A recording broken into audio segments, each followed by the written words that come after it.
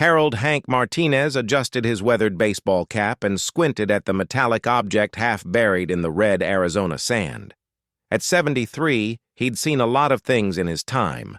2 wars, 3 divorces, 4 decades of teaching high, school physics, and more desert sunrises than he could count. But this? This was new. The capsule was roughly the size of a refrigerator, smooth as polished chrome, and humming with an energy that made his metal detector go haywire. Steam hissed from hairline cracks along its surface and symbols that hurt, to look at directly pulsed with soft blue light. Hank took a sip from his thermos of black coffee, set it down on a nearby rock, and walked closer. Most folks would have run, called the authorities maybe, posted frantic videos on social media. But Hank had learned long ago that panic was just wasted energy, and at his age, energy was a precious commodity. The capsule shuddered, and a seam appeared down its center. With a sound like escaping air, it began to open. "Well," Hank muttered, to himself, "ain't that something?" A figure emerged from the capsule, humanoid but clearly not human. Its skin had a subtle green tint. Its limbs were slightly too long, and its large, dark eyes held an intelligence that seemed ancient. The being wore what appeared to be a form-fitting suit covered in the same pulsing symbols as the capsule. The alien looked around frantically, its breathing labored, clearly in distress. When its gaze fell on Hank, it froze. For a long moment, the two beings simply stared at each other across the desert silence. Then the alien spoke, its voice a harmony of tones that somehow formed recognizable words in Hank's mind. "Please, do not alert your authorities. I am damaged. My vessel is failing." Hank nodded slowly. "Figured as much. You're bleeding." The alien looked down at its side, where a dark fluid seeped through its suit. It seemed surprised by Hank's calm observation. "You are not afraid?" it asked. Hank shrugged. "Son, I've been married 3 times and taught teenagers for 40 years. Takes a lot to rattle me these days." He gestured toward the wound. "That looks painful, though. Need help?" The alien's large eyes widened further. According to its extensive studies of this species, humans typically responded to first contact with either aggression or terror. This elderly specimen was displaying neither. Yes. But I must warn you, my kind and yours are not allies. There are those among my people who view humanity as a threat to be eliminated." Hank raised an eyebrow. "And you?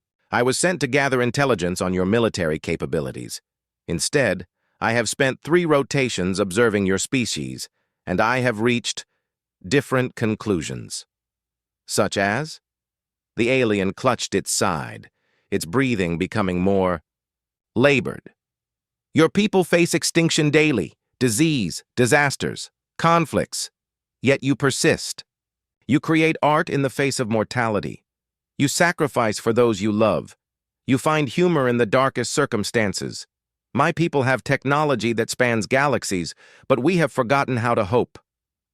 Hank walked back to his rock and retrieved a first aid kit from his pack.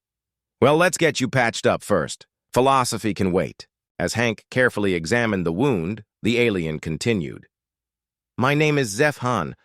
I am what you might call a scout. My ship was damaged by your atmospheric entry. The crash will be detected soon." "How soon?" Hank asked, applying antiseptic to the wound with practiced efficiency. "Perhaps 2 of your hours." Hank nodded and continued working.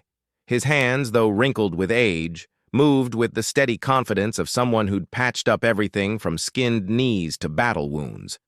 "Your people coming to pick you up?" "No," Zeph Han said quietly. "This was to be a one-way mission. If I am discovered by your authorities, it will be seen as an act of aggression. It will give the war faction among my people the justification they seek to begin the elimination protocol." Hank paused in his ministrations. "And if you're not discovered?" Then I file my report. I tell them that humanity is no threat, that you are primitive and pose no danger to our expansion. That a lie? Zephon met his eyes. A necessary one. Your species is not primitive. You are formidable in ways my people cannot comprehend. But they need not know this yet. Perhaps given time, both our peoples might find a different path.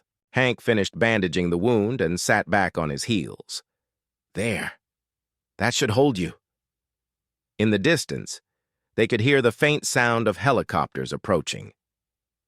They have found the crash site, Zephon said, struggling to stand. Hank helped him to his feet. Your capsule still work? Minimally. Perhaps enough for one short jump to orbit, where my people's ship waits. Better get going, then. Zephon looked at the old human with something approaching wonder. You would let me leave? Even knowing that my people might one day return. As conquerors? Hank picked up his thermos and metal detector. Son, every species has to make its own choices. Can't force wisdom on folks, alien or otherwise. But I figure if there's more like you up there, maybe there's hope for both our peoples yet. As Zephon limped back toward his capsule, he turned one last time. Why? Why help me? Hank adjusted his cap and smiled. The same weathered smile he'd given to countless students over the years. Because that's what humans do. We help. Even when it's scary. Even when it's stupid. Even when we don't know what comes next.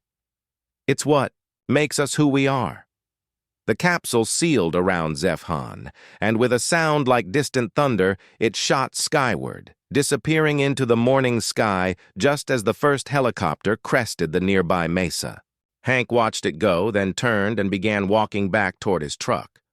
The metal detector beeped steadily in his hand. There were always more treasures to be found in the desert. Behind him, the only evidence of first contact was a patch of fused sand and the faint scent of ozone in the desert air. He'd file this one under Interesting Day and maybe tell his grandson about it someday. After all, the kid was studying astronomy, might get a kick out of it. The helicopters thundered, overhead, searching for something they'd never find. Hank just nodded and kept walking.